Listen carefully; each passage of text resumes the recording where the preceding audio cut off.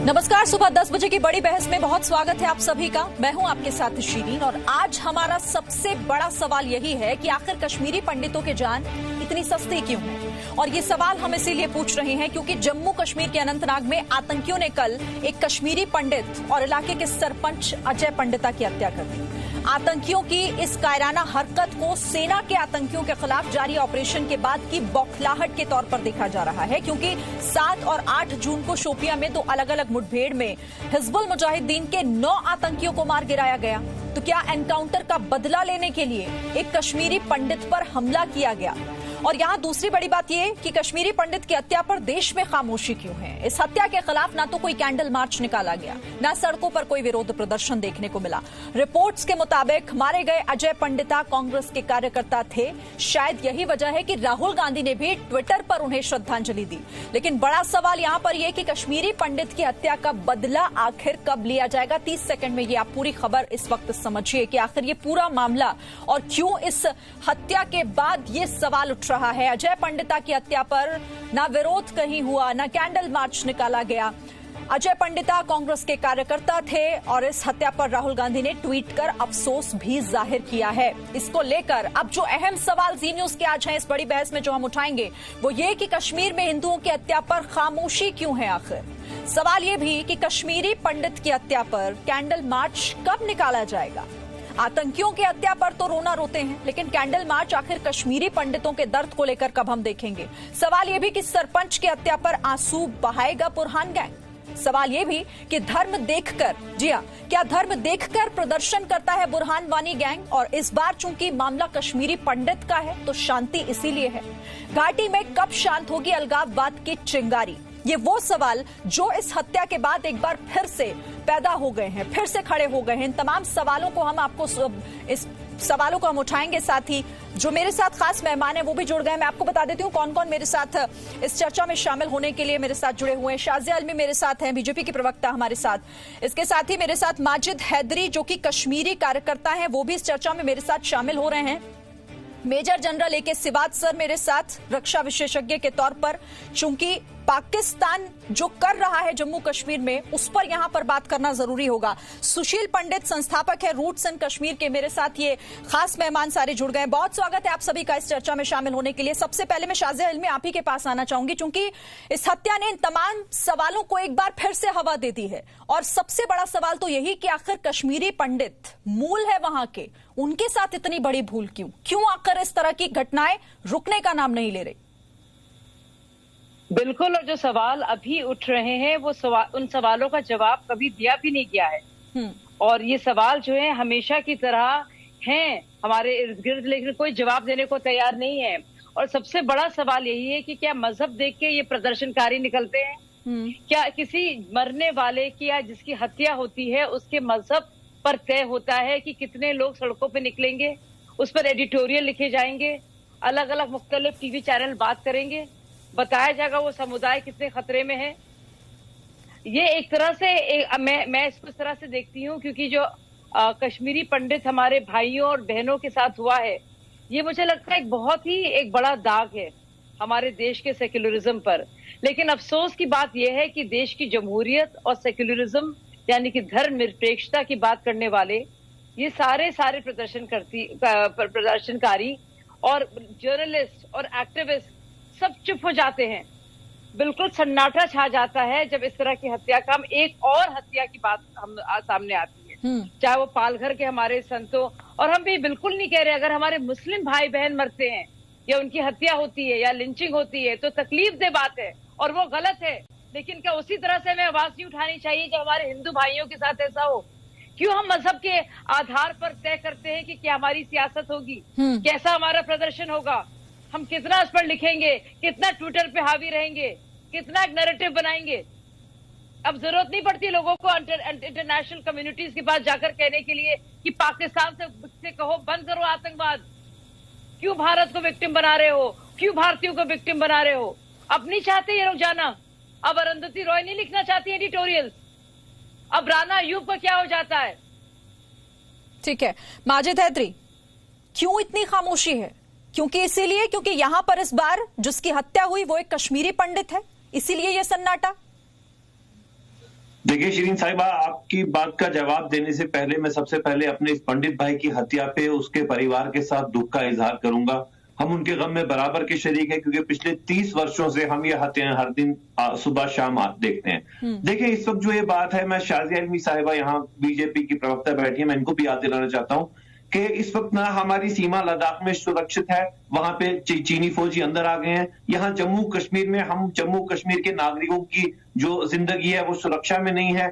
इसकी जो जान ली गई आतंकियों ने अगर इसको मारा, सरकार ने इसको सुरक्षा क्यों नहीं दी? ये जो भाजपा की सरकार जो है, जो ये सावरकर की विचारधारा, उस कायर से सावरकर की विचारधारा पे माजिद हैदरी, मैं एक छोटा सा सवाल यहाँ पर और पूछना चाहती हूँ। माजिद हैदरी, एक लाइन में जोड़ना चाहती हूँ, फिर आप अपनी बात पूरी कर लीजिएगा। ये जिम्मेदारी क्या उन लोगों की नहीं है सर? माजिद हैदरी, ये जिम्मेदारी उन लोगों की नहीं जो जब जम्मू कश्मीर में आतंकी मारे जाते हैं, बुरहान वानी गैंग के जो लोग हैं, तब वो क्यों नहीं बोलते सर? उनकी तरफ से कुछ क्यों नहीं सवाल उठाया जाता? क्योंकि ये कश्मीरी पंडित है, सिर्फ ये वजह है। क्यों हो गई है ये सरकार ऐसी फेल क्यों है? चाइना खा गया लद्दाख, यहाँ मेरे पंडित भाई को किसी ने मार दिया, सरकार क्या कर रही है? सरकार का क्या काम होता है? ये तो सरकार क्या कर रही है? सरकार का फेलियर है। मैं ये कह रही हूँ माजिद हैदरी, आप सरकार से सवाल पूछिए, आपको हक है सवाल पूछने का, लेकिन मेरा सवाल उन लोगों के लिए है जो जब जम्मू कश्मीर में आतंकी मारे जाते हैं तो वहां उनका रोना रोया जाता है, लेकिन जब कश्मीरी पंडितों पर जुल्म होते हैं तो किसी की आवाज नहीं निकलती। लद्दाख को बेच दिया भाजपा ने, यहाँ इंसानी जानों अच्छा, आपके पास ये जानकारी है क्या? ये अहम जानकारी आप हमें दे रहे हैं नेशनल चैनल पे बैठकर, आप बता रहे हैं कि लद्दाख को बेच दिया, इस बात का जानकारी आप दे रहे हैं सर?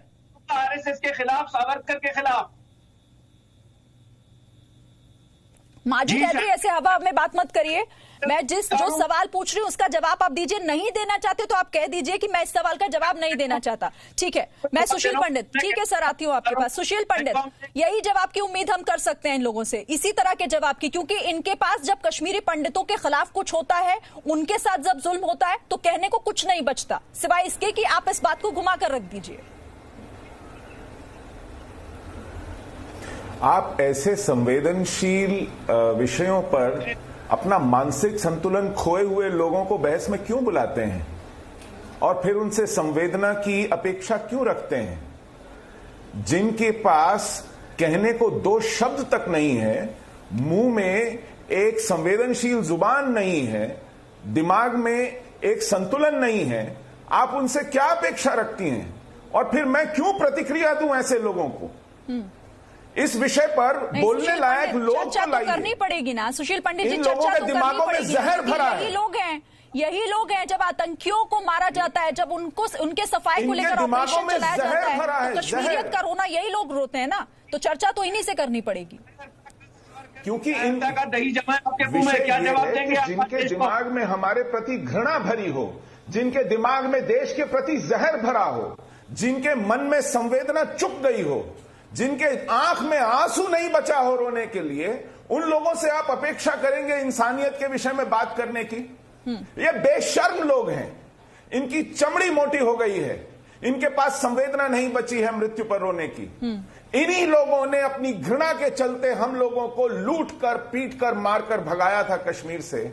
आज ये इन विषयों पर खुशियां मनाते हैं, टालते हैं ये विषय, इसके ऊपर प्रतिक्रिया नहीं दे पाते हैं, ढोंग करते हैं ये संवेदना जताने का कभी कभी, और ये पूरे अपने समुदाय का प्रतिनिधित्व करने का दम भरते हैं, और उसी मुंह से कहते हैं कि आप लौटिए, आप हमारे भाई हैं। ऐसे ऐसे लोग कश्मीर घाटी के चप्पे चप्पे पर हैं, इनके पास सरकार से सवाल पूछने तक का हक नहीं है, क्योंकि ये कथनी और करनी में कितना बड़ा फर्क। माजिद हैदरी, आपकी बात से खुद ही झलक गया वो। मैं आपके पास आऊंगी, सुशील पंडित जी का जवाब भी आप दीजिएगा, लेकिन उससे पहले मेरे साथ मेजर जनरल ए के सिवात सर भी हैं। सिवात सर, कल ही डीजीपी जम्मू कश्मीर ने इस बात को लेकर प्रेस कॉन्फ्रेंस की और बताया कि कैसे बड़े पैमाने पर सफाया आतंकवाद का जम्मू कश्मीर से हो रहा है। उन्होंने बताया कि कैसे चुन चुनकर टॉप कमांडर्स और उनके आतंकियों को वहां से खत्म किया जा रहा है। तो ये जो घटना अभी सामने आई है, तो यही समझ आ रही है ना कि बौखलाहट पाकिस्तान की उन आतंकियों की जो दहशतगर्द हैं, जो दहशत फैलाना चाहते हैं।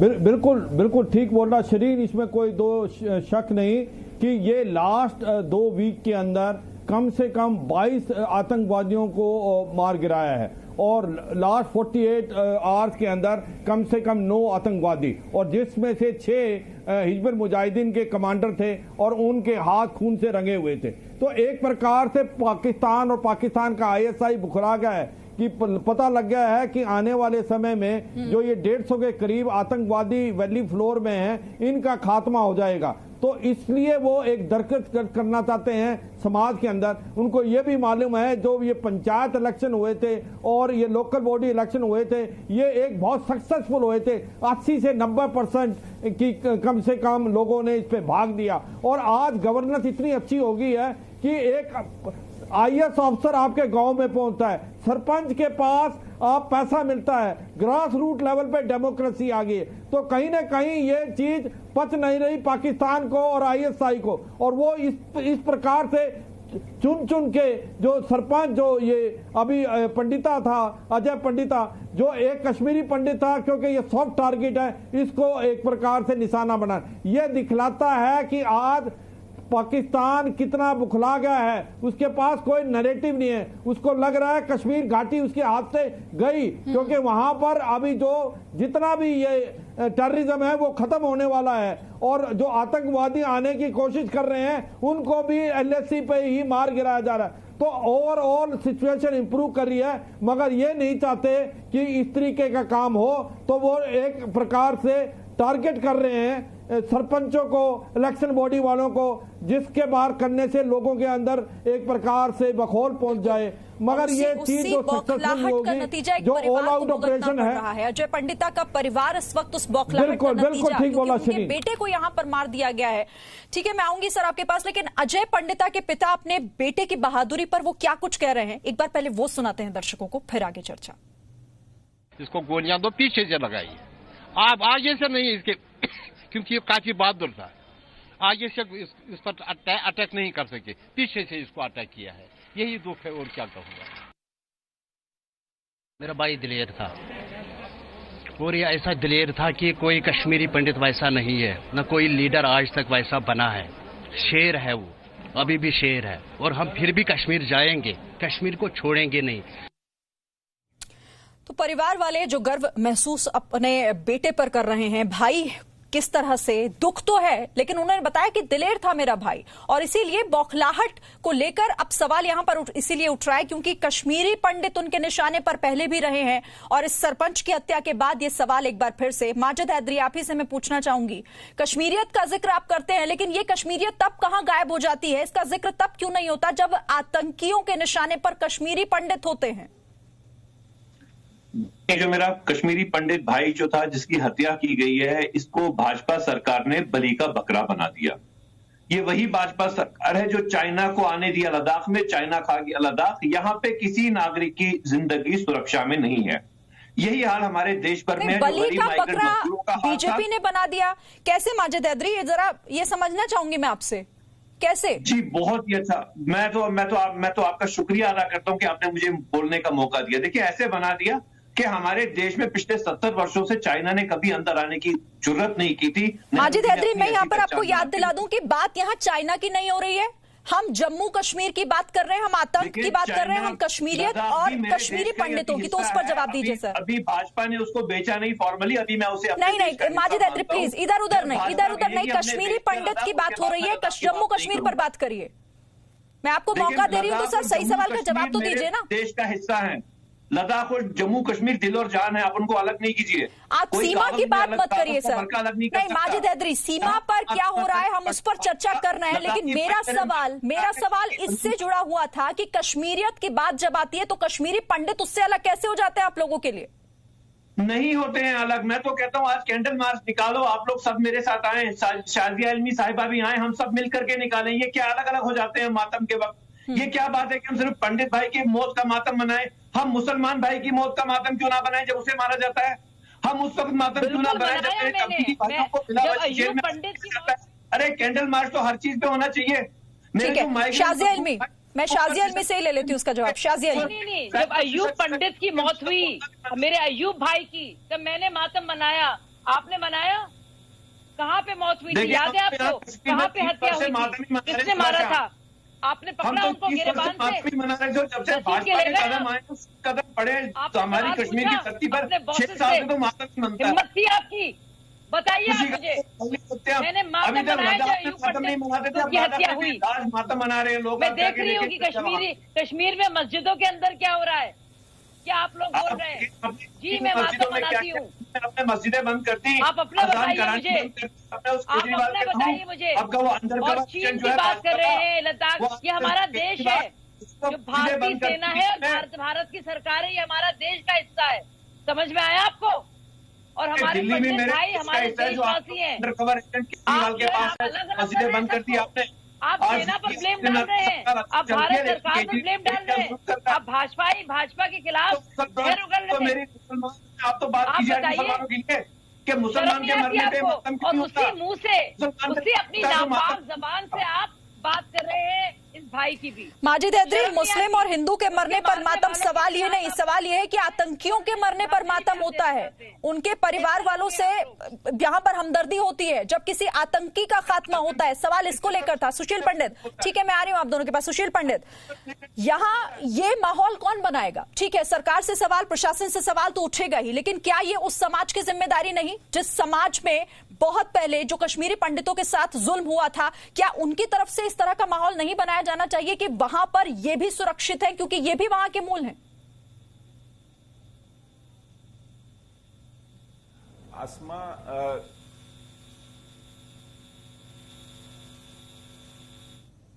सुशील पंडित जी, औरतों पर, बच्चों पर पीठ के पीछे से वार करने वालों के साथ खड़े हैं।